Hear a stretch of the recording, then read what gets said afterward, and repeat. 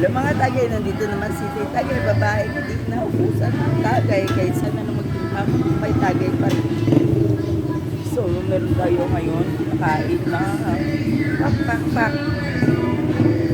Hindi siya pak. Paan naman, no? So, naglayas tayo ngayon, may kasama tayo ngayong kaso. Panood, hindi ko napakain. So, ngayon, ito ang kinakain natin. Kaya may puntahan tayo na tirahan natin kasi pinalayas ang mga tagay bagong bigisin lang ako. Yung mga tagay, meron pa akong bag. My God. Pero meron tayong tagay. Kahit saan. Oh, yes. Ay, naka-YouTube ako.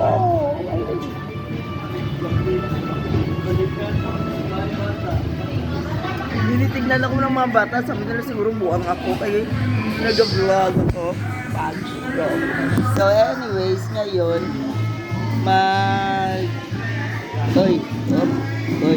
oops. Binuksan ko na nga yung pinakain ko yung aso ko.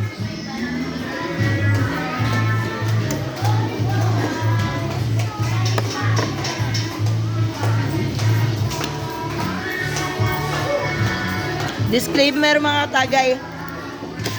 Hindi ko na ipatuloy ang aking YouTube disclaimer. Kami sa